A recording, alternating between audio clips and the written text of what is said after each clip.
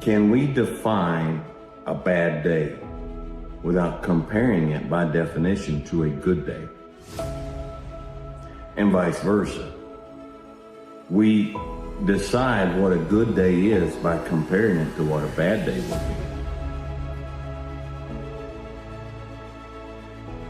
You can't have good days if you don't have bad days. If there are no bad days, the good days don't exist.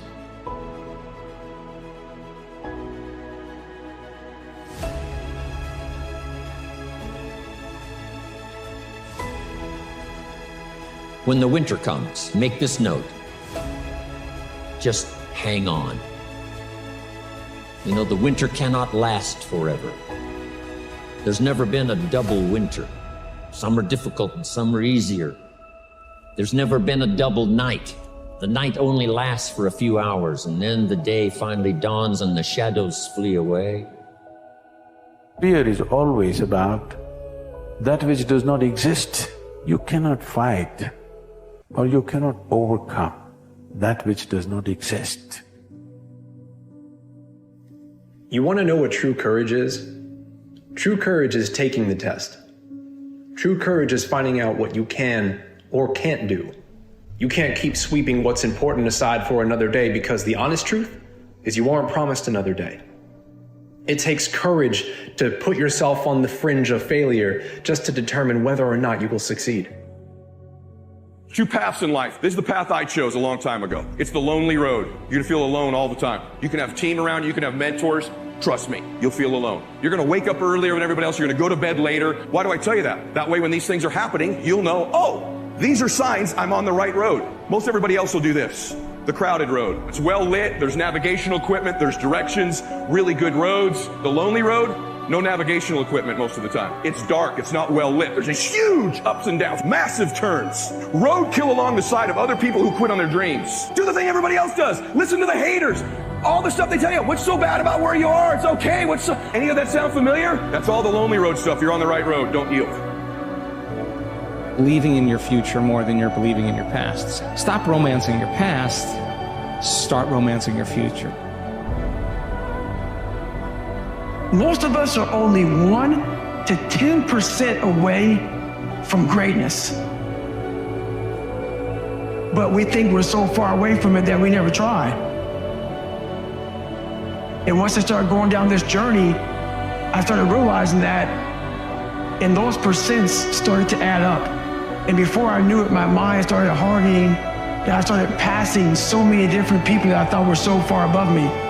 And then before I knew it, man, I became uncommon amongst the uncommon. What if adversity wasn't a problem to you?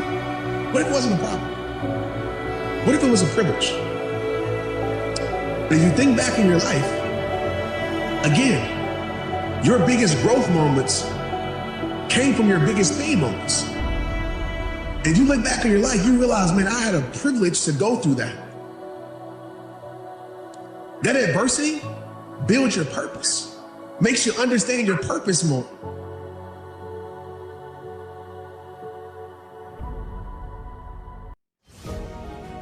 It's easy to use your childhood as a crutch instead of seeing it as a chisel.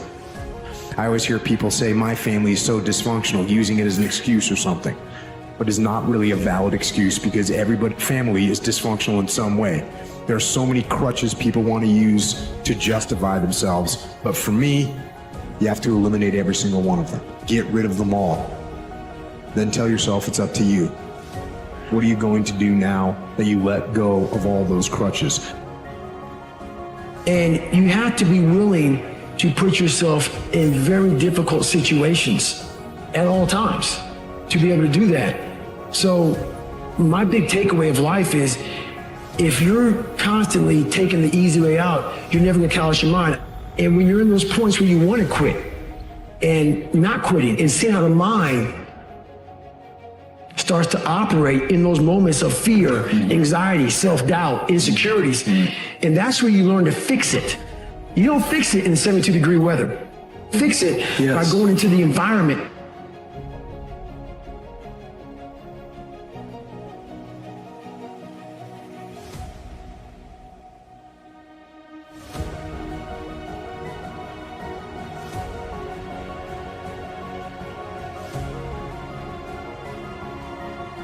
it's really heavy when you start to look at your, you look at your life, you look at your health, you look at your business, you look at your family, you look at your relationships, and you look at all those things that are messed up in all those areas. And when you say all those things, all those problems in my business, my life, my health, all those things are my fault, that's really a heavy weight to bear. But it's also extremely liberating, because if it's all your fault, you're the one that can fix it. Yeah. You're the one that can get your business back together. You can repair the relationships. You can get yourself healthy. Like, you can take control of all those things. I was the one holding me back. I was the one looking for the scapegoat. And I was the one looking for all these ways to say, it's okay, David. You're a loser. You're a born loser, so it's okay. It's on me. The people around me are up. They're not going to save you. You got to save yourself, my friend. I was like, man, this rest of your life is going to suck. It is going to suck, not because you're going to be a loser, but because you're going to finally start to win. And winning is not easy, my friend.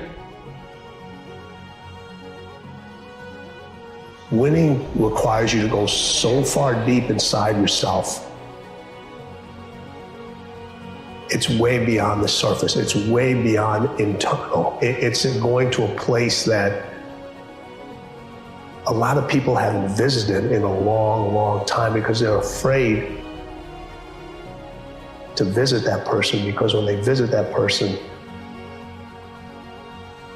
they don't know who that person is anymore. Don't fucking die like this, bro. Life isn't fair. It shouldn't be fair. It's a trial ground, it's a testing ground. It's built to make us harder, to test us, to drive us. Mentality is the only thing that gets us through life. We are all underdogs in life. Even the baddest person in the world should think that way.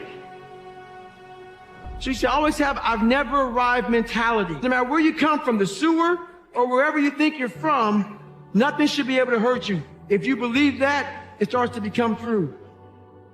You wake up in the morning and you don't want to do something, you don't care enough about yourself. And that's what you need to really research is, man, why am I not doing this for myself? Because that is the number one purpose in life, to better oneself. So that's the only purpose I need. There's always someone out there who's working harder than you. I'm haunted by that motherfucker. Knowing that someone out there is willing to forgo personal desires and comforts, forgo sleep, forgo whatever it takes to be better, to be the best. In life, a lot of times, we'll always have that person out there. There may not be a name or a face to him, but he exists. Who are you on those days you don't want to do things? It's easy to conquer when it's good weather. You got good sleep, you feel great. Those are the easy days to conquer. But who are you on those days when all hell's broke loose? Your body's up, you're sore, you're depressed, you're miserable. Who are you on those days? Life is the most brutal endurance sport of all time. And that's what you have to love about it. Life continues to attack us. There are no timeouts. Are you out there who are trying to get better, who are looking for more, who on January 1 don't give a it's just a Sunday to you. It's for you all out there who are waking up tired of being a bitch, who are waking up tired of being afraid, who are waking up tired of being a victim. Those of you out there who aren't half-stepping, I appreciate you all. Stay hard. The one mentality that you must have in life is that regardless of what's in front of you, you still must grind. Never be a professional athlete, but still I grind. I fail at most things I do, but still I grind. I don't want to do half the shit I do, but still I grind. And that one day, you see me on a dark alley, running at 1 o'clock in the morning, know one thing, I was grinding.